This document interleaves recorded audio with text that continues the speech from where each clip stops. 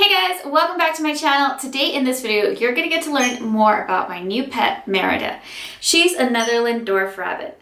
So don't forget to subscribe to my channel so that you can watch a lot more rabbit videos.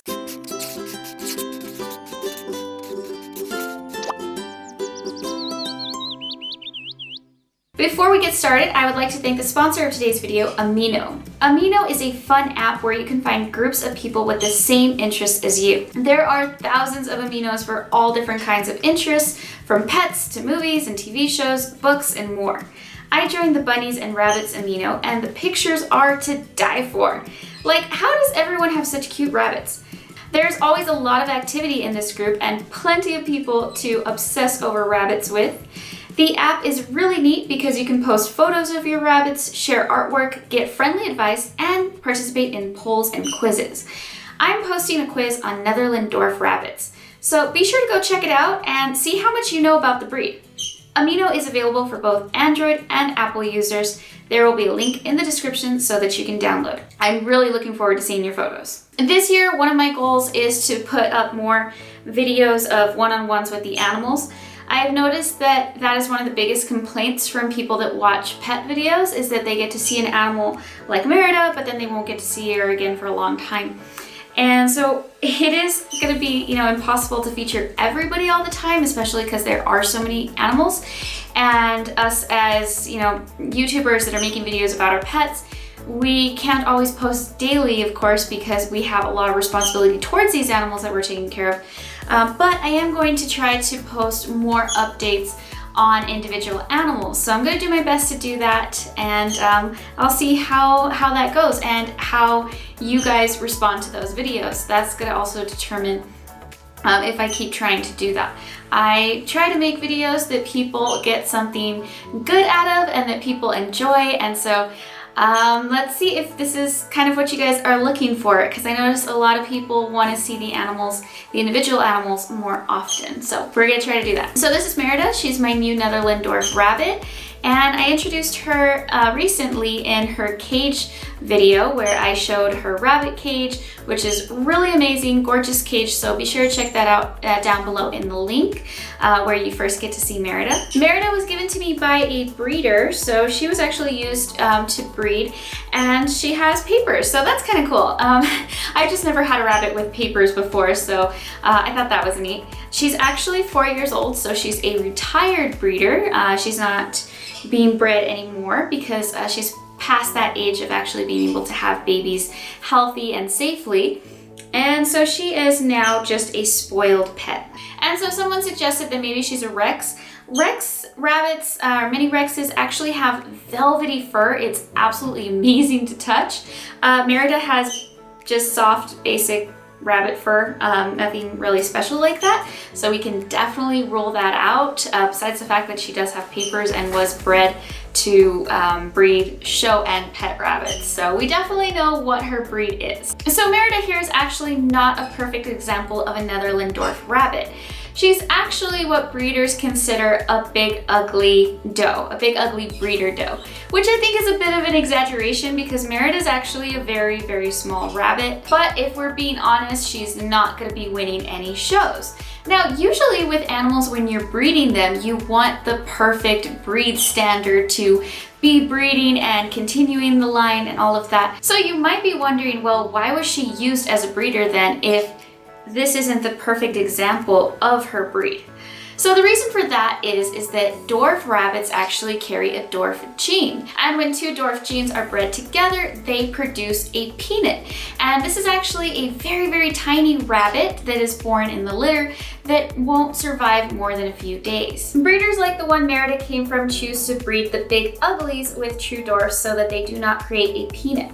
Using a doe like Merida as a breeder means that you have healthier babies, the female has an easier time during pregnancy and giving birth, and she'll be able to make more milk for her young. And the male that is used for breeding would actually be breed standard and probably taken to shows. Merida was given to me because I'm going to be taking animals to schools and other public places to show to kids. And so I really wanted a rabbit that was going to do well with that actually liked kids and liked being handled. And so where Merida was, where she was kept as a breeder, she was also treated as a pet.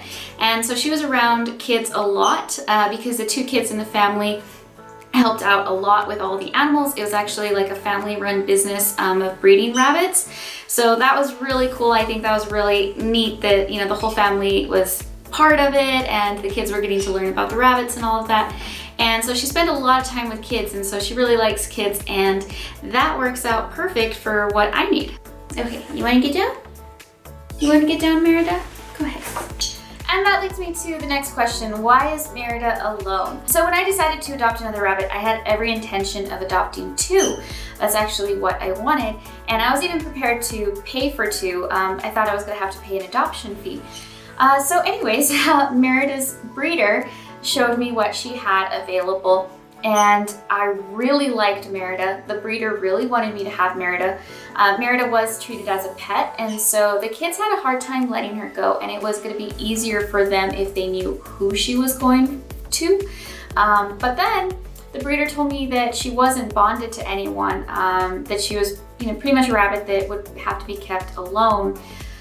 And so I was kind of disappointed with that. I did want to get two, but I really liked Merida, like I said, and the breeder, of course, really wanted me to have her, and so I decided to adopt Merida. But I did ask the breeder if there's any way that I could get another one, and she just told me that she had tried multiple times to introduce Merida to different rabbits that she has. And so the breeder has tons of rabbits, and she tried to get her to bond with other rabbits, and so it just didn't work out. And I know some people are going to criticize me for that, but there's just really not much I can do. I'm not going to say it's completely impossible, but I really don't have any intentions of getting Merida a friend, just because if the breeder wasn't able to do it and they had access to lots of different rabbits, I don't really see how I'm going to get anywhere, you know, how I'm going to be any more successful with it. I'm not going to get anywhere with it. So that's why she's alone, and I think it's because she was with kids a lot and they handled her a lot and treated her as a pet, that I think she got more used to human interaction and didn't really like being with other rabbits other than when she had babies or something like that. So I think she just got used to being around humans. And that's one of the other things, is that not every social animal has to be with animals of its own kind. Dogs are super social, pigs are super social, but some animals are very intelligent and are able to interact with and bond with members of other species. And so if you have a dog, you don't have to have another dog. If you have a pig, you don't have to have another pig. They're able to make those meaningful connections with other species. And I'm not even talking about just humans.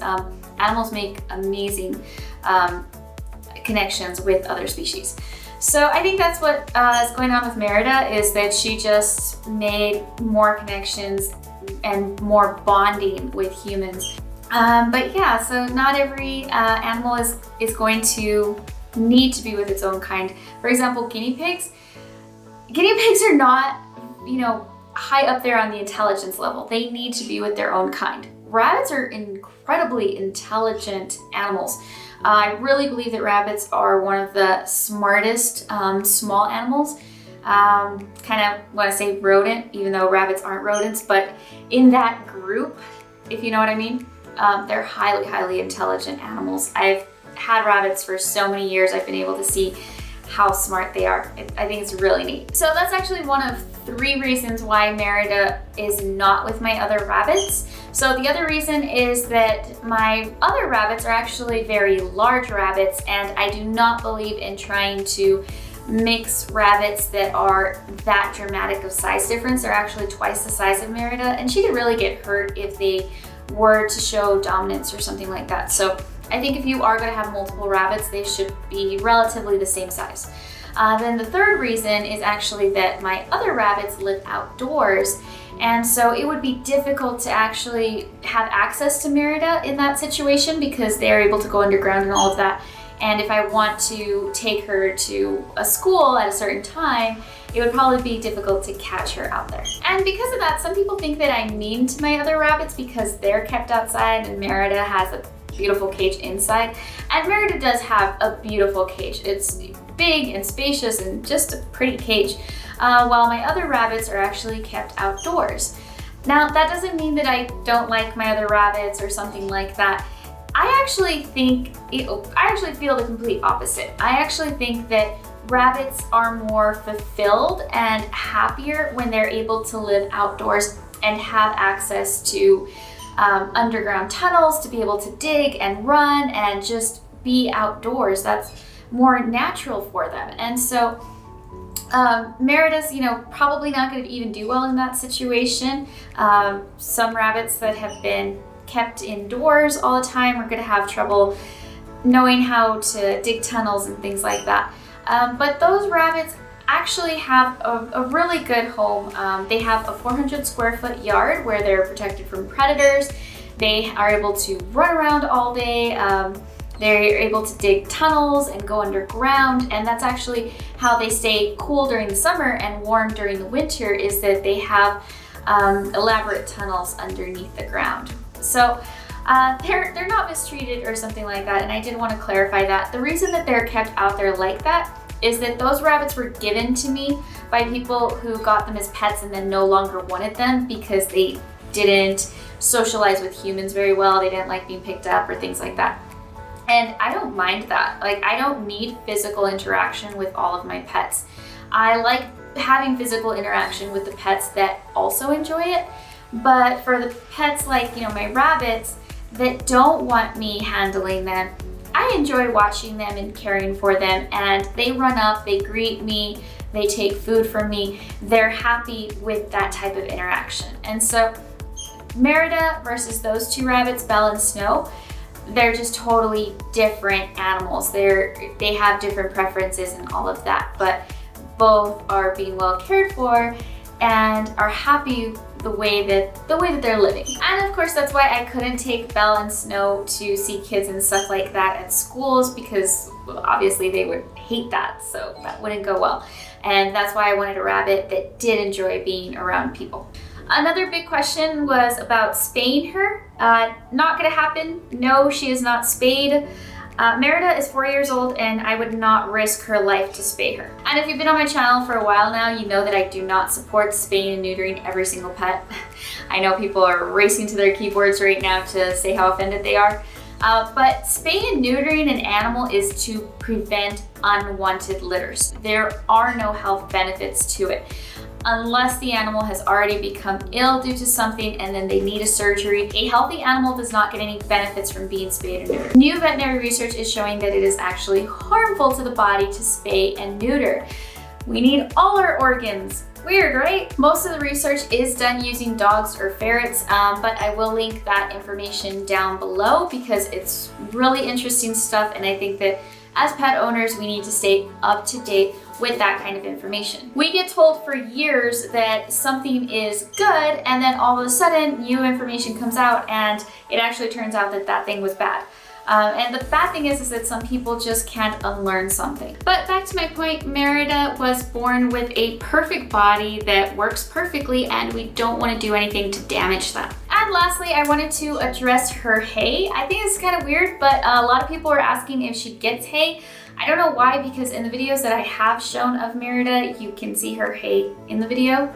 And people are asking if she gets unlimited hay. So let's talk about the term unlimited hay. So basically that means that they need to be provided with as much hay as they can eat within a certain time period, like for example, within a day.